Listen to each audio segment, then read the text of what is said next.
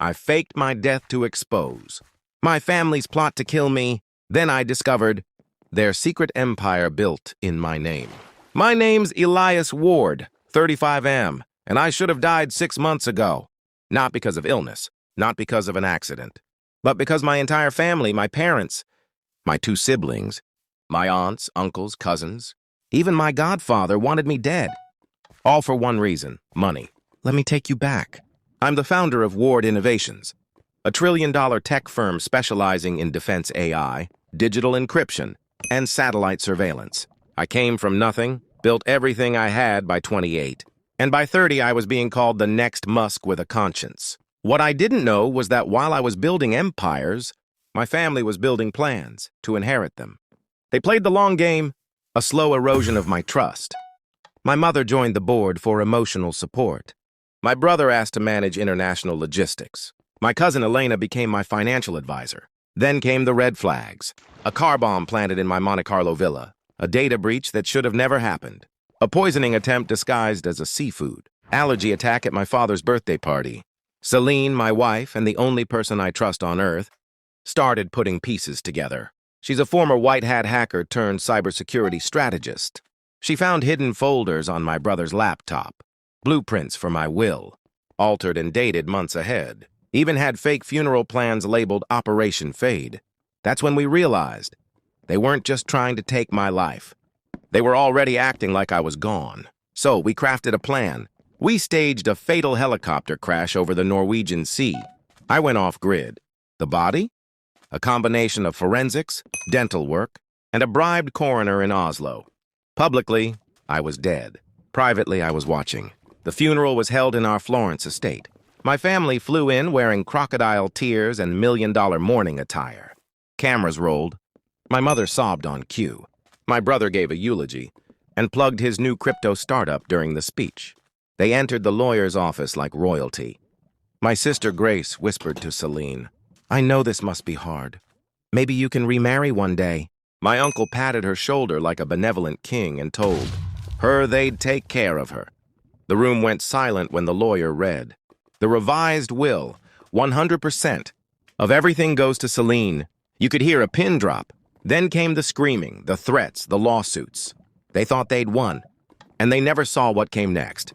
Now Celine and I had full control of the company, and what we found buried beneath the surface nearly made me wish I had died. My family hadn't just wanted my money. They'd built a shadow empire in my name. They sold backdoor access to our encryption software to rogue states.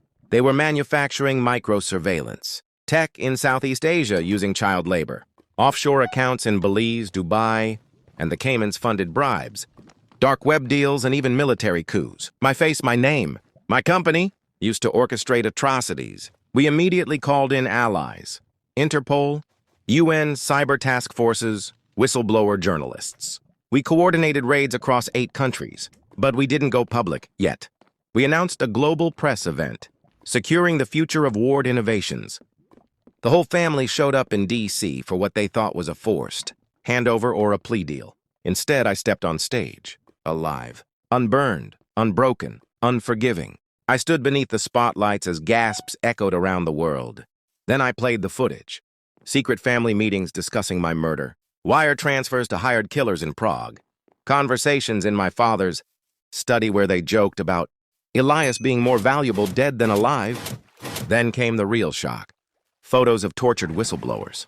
Proof of weapons sold under Ward branding. A child in Laos holding a drone remote bearing my name. I ended it with one sentence. You didn't just betray me. You betrayed the world. 22 family members arrested. 7 countries pressing charges. My brother is facing extradition to The Hague. My mother tried to claim dementia. My cousin fled to Russia and hasn't been heard from since. Ward Innovations has since been restructured. I've built a new ethical tech division named Phoenix, run by Celine and a small team of loyalists.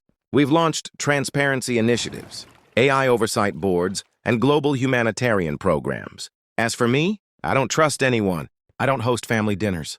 I don't go back to old estates. I live in an undisclosed location, still fighting the ripples of what they tried to do. But I survived, and now I'm the storm they should fear. 6 months have passed since I stepped out from the shadows and exposed my entire bloodline. The media called it The resurrection of Elias Ward. Some called me a genius. Others called me paranoid. The press couldn't decide if I was a visionary or a vengeful ghost. But I didn't care. I didn't come back for fame. I came back to take it all back. My name, my legacy, my conscience. Ward Innovations is no longer the same company. We've purged every department infected by corruption, shut down entire facilities, and sold off branches tied to the illicit operations my family secretly ran. I lost billions doing it, but gained something far more valuable: freedom. With Celine by my side, we launched Project Phoenix, a new division built from the ashes of betrayal. It focuses on ethical AI, trauma tech, and cybersecurity protection for journalists, activists, and political dissidents. We fund war recovery programs. We donate to refugee tech access initiatives. We even launched a satellite network to detect illegal surveillance operations in developing countries.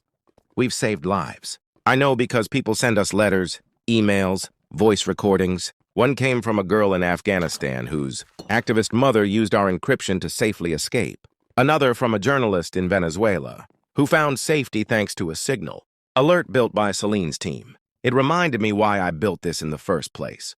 But even now, the ghosts aren't gone. I sometimes wake up to the sound of the helicopter crash in my dreams. I hear the cold silence of my mother's voice during the fake eulogy. I remember the way my brother smirked at Celine when he thought she was just the widow powerless. He's now serving 47 years in federal prison.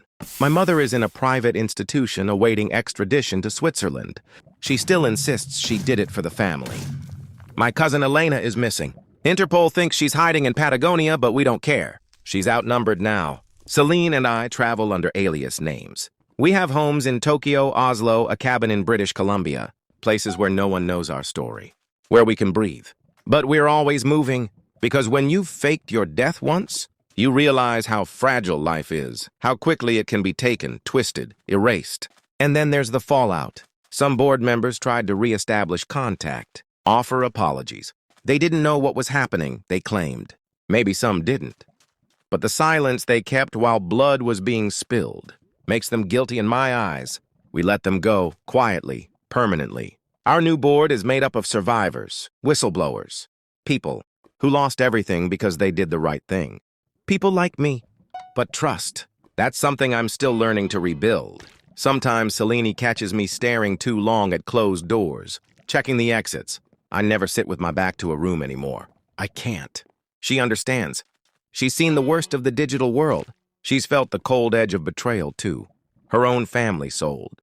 Her data during a custody case as a teenager. That's how we bonded. Two broken pieces that somehow clicked into something solid. She saved me. Not just from my family, from myself. In my quietest moments, I wonder, who would I have become if they'd succeeded? If they'd killed me, would I be remembered for my empire or my blind trust?